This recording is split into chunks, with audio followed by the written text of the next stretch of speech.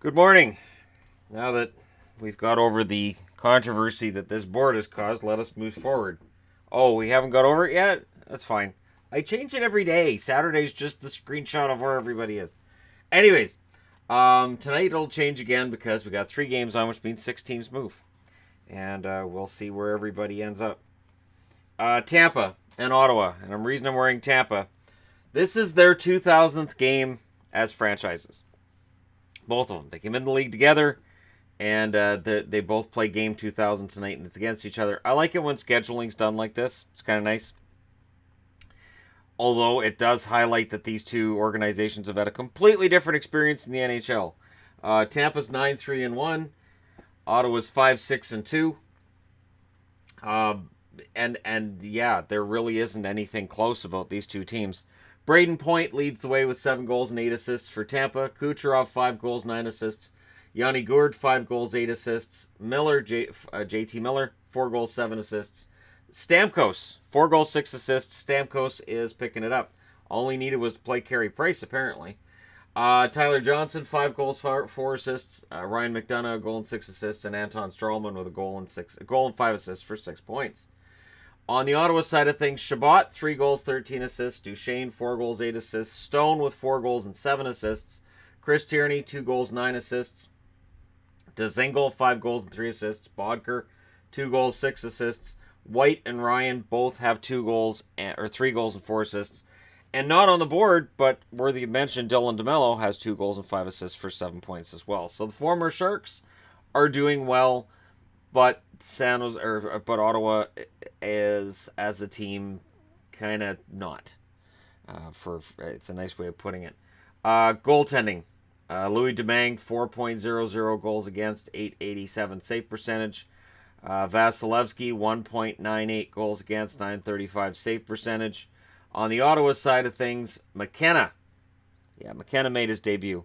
And I think Ottawa fans saw that, he's a nice guy. He is. 7.9 goals against and an 806 save percentage for him, based on that one shellacking that they got against the Buffalo Sabres. Mike Condon, 6.00 goals against, 800 save percentage. Back in the net, Craig Anderson gets thrown back to the Wolves. They're at home against Tampa. 3.54 goals against, 909 save percentage, and they have to be at least somewhat nervous today. This is a must-win for Ottawa. There's no way around this. They have to win this. And they can say, well, it's a back-to-back and use that as an excuse, but it's a back-to-back for Tampa as well. So that excuse kind of goes by the wayside. I honestly... I think that if Tampa wins this one tonight, especially if it's not like particularly close, if it's not an overtime game, I think we're gonna have to start talking about Ottawa. Yep, they are a rebuilding team. They're back, and then discuss who's going to end up going where and when, because I think that discussion's on its way. Next up, Buffalo, the Sabres, 7-5-2 to start the season. They're in against the Rangers, who are 5-7-1. Buffalo coming off of a big win over the Ottawa Senators. Now get to go in against the Rangers. This is one of those things. It's a hurdle that Buffalo needs to get over. It's the game they're supposed to win. And tonight it is that game, because the Rangers, their record isn't great. The Rangers managed to eke out a couple of wins in California, which speaks just as much to how poorly California's been playing as it does to the New York Rangers playing well. What hurt the Rangers on that, and what hurt the Rangers even on my power rankings, is blowing leads late in the game against teams that were struggling. So, we'll see what the Rangers can do tonight against a team that's not struggling. Coming off a 9-2 win, you don't qualify them as struggling, but they have been inconsistent. Scoring leaders for Buffalo: Eichel, 4 goals, 13 assists. Skinner, 9 goals, 7 assists. Pominville with 8 goals, 6 assists. Okposo, 4 goals and 4 assists for him. Reinhardt has a goal and 7 assists. Sherry, 4 goals, 3 assists. McCabe, a goal and 6 assists. And Ristolainen's on the board at 1 goal and 5 assists. On the Rangers side of things, the Zeds have it. Zibanejad, 5 goals, 5 assists. Zuccarello, 3 goals, 7 assists. Kreider, 6 goals and 3 assists for him. Howden, 3 goals, 5 assists. Pionk with 6 assists. Buchnevich, 3 goals, 2 assists. Kevin Hayes, 3 goals, 2 assists. And Brady Shea, 1 goal and 4 assists. Scoring-wise, definitely favors Buffalo. Goaltending, kind of favors Buffalo too. Olmark, 2.00 goals against, 934 save percentage. He's unbeaten in regulation so far. He's 3-0-1. We'll see how far he can go with that. Carter Hutton, 2.95 goals against, 910 save percentage. On the Rangers side of things, Lundqvist, 2.77 goals against, 917 save percentage. Georgiev's numbers are getting better. He's down to a 3.60 goals against and an 897 save percentage. For the Rangers, they're in a very similar spot to Ottawa. A little bit more precarious at 5-7-1 rather than 5-6-2, but that's semantics. And really, if this game doesn't fall their way, we're already talking about who's going to get traded anyways, but that trade talk gets louder as the losses pile up, and you're going to want to see more of the young guys in there. Last I saw, I believe Elias Anderson had 12 points in 12 games in the American League, and I'm wondering how long it is before Anderson gets the call, because while it is a rebuilding year, if he can play and if he can score, the Rangers need him. So we'll see how long it takes, but I don't think it's going to be that long for them. Next up, the wildly, wildly crazy inconsistent Columbus Blue Jackets. One night they'll look like they're a playoff team. Yep, these guys are going to make the playoffs. They're going to make some noise when they get there.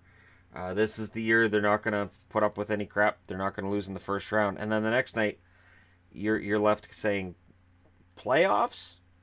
Glad if they win another game. And tonight, that team is in against Anaheim, coming off of a win against LA, or a loss against LA, I should say. Anaheim's lost 7 in a row. This is absolutely embarrassing. They were 5-1-1, now they're 5-6-3. I can't find any one thing other than they don't control the game. They allow too many shots and they don't take enough. And, if they lose this one and it goes to 8 in a row, I'm just wondering how far it goes until management says, Randy Carlyle's this great guy and everything, but we've got to make a change. It has to happen sooner or later if this continues. So Columbus is 7-6. Anaheim's 5-6-3. Scoring, Panarin 5 goals and 10 assists. Atkinson 6 goals, 5 assists. Anderson 7 goals, 2 assists. Werenski 3 goals and 6 assists. Duclair with 5 goals, 3 assists. Dubois with 4 goals and 4 assists. Foligno, same 4 goals, 4 assists. And Nudavara, 1 goal, 6 assists for Columbus. On the Anaheim side of things, Raquel 3 goals, 7 assists. Getzlaf 2 goals and 8 assists. Silverberg has 4 goals, 4 assists. Lindholm 2 goals, 6 assists. Comtois 2 goals, 5 assists.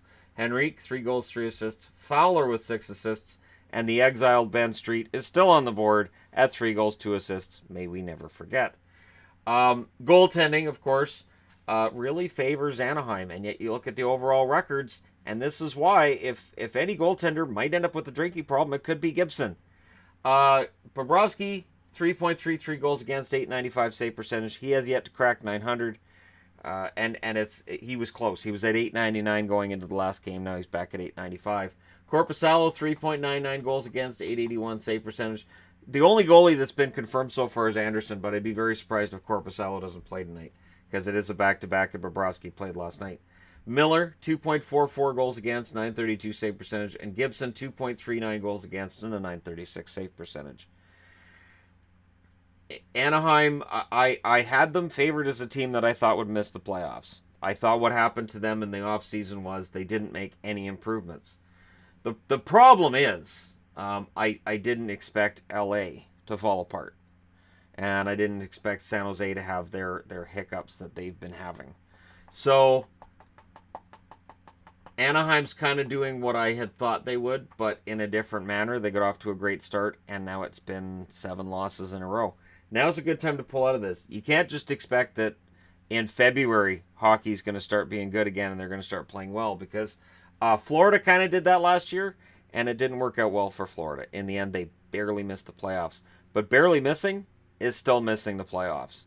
And this year hasn't been an easier time for Florida than it was last year. So there you go. I got you guys set up for tonight. 3 games.